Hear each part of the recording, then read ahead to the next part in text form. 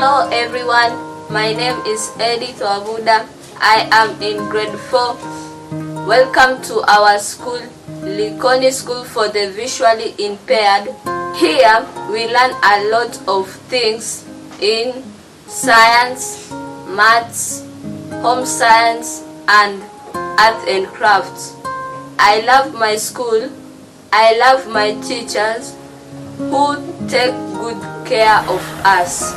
The Salvation Army Likoni School for the Blind is a public primary school. It is tailor-made to fit learners with special needs, and these being in particularly learners with visual impairment. These learners go through the curriculum that any other regular learner goes through, but it is tailor-made. My name is Amina Ndungu, a teacher here, and we are in the library. I'm assisting my learners. They are here for a library lesson. I come to the library to do my assignment and read storybooks. We look at the stage of every learner and we teach these learners vocational skills. When they are so young, we teach them toileting, we teach them shoelacing. I remember for quite some time, children have been using Braille, which takes a lot of space. You'll notice that a small booklet of about 10 pages in regular print would have taken maybe 2 volumes of Braille, which is quite expensive and at the same time very heavy. There are many books of different subjects. The Braille books are big and sometimes the dots have faded. Some of the papers used to write Braille books are slippery and it's hard to read some dots. And the greatest challenge with the Braille books has always been, these books are very voluminous, as you can see.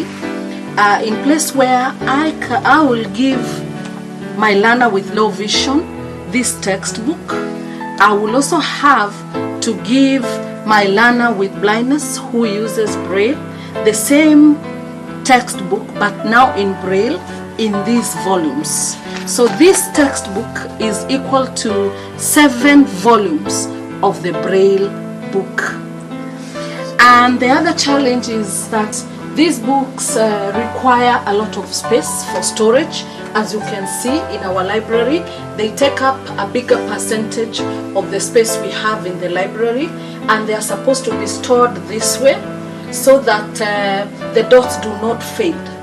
When you store them one on top of the other, with time the dots fade. My name is Makinon Mwandezi. I was a student here and now I'm a teacher. When we were students, we had challenges in getting Braille books because they were not books that we would walk in the bookshop and buy. And some had Braille errors and were worn out easily. And the much I can say about the education of learners with visual impairment is that there is much improvement in terms of accessing learning materials. As you very well know, learners with visual impairments the education of learners with visual impairments started a long time ago, where there was only the use of touch as a way of accessing learning materials. But time and again, it has developed up to a level now they can access using the technology, they can operate computers. All what is needed is adaptation of those materials. So with the correct adaptation, learners with visual impairment can do all what others who are sighted can do. I am glad I'm here now, here at a time when a new dawn has come, a time when the future for us is even brighter, a time when the term digital has meaning to all of us. I am Jobert Afo, in charge of the e-lab. This is a lab that comprises of 30 standard computers which are equivalent to those we have back at home into our offices. The only difference is that our computers are adapted and are called talking computers.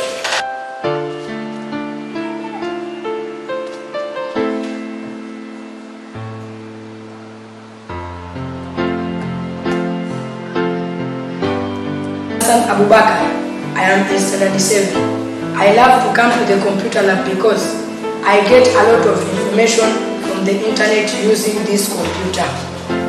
I am able to do my assignments and research more on the topic given. I am able to save my work here and then my teacher checks it up. I am also able to access my work offline.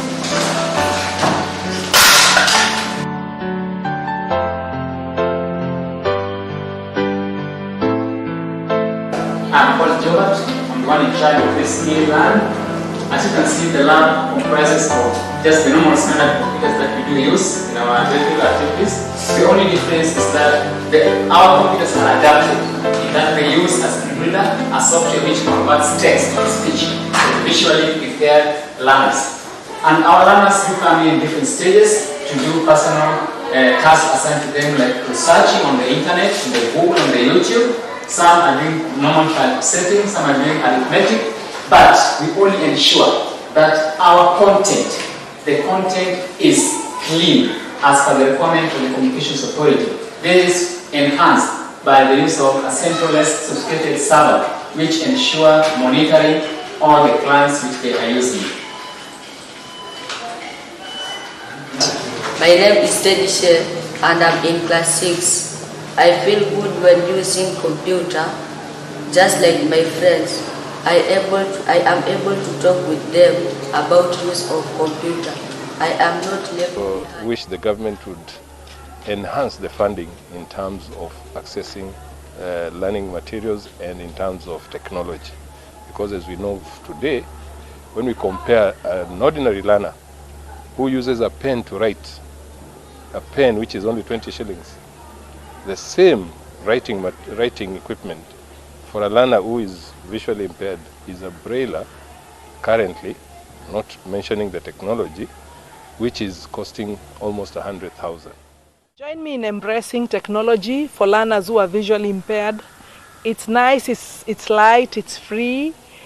It's no longer the days you used to carry bulky braillers. It's no longer the days you used to carry bulky many papers. You can just concentrate the sound, the voice, and the touch in one Orbit reader, in one Dot Mini. You can just have a whole textbook in one CD and the class will learn. Join me to embrace technology for these learners. With the transition of the audiobooks, I can now enjoy my comprehension.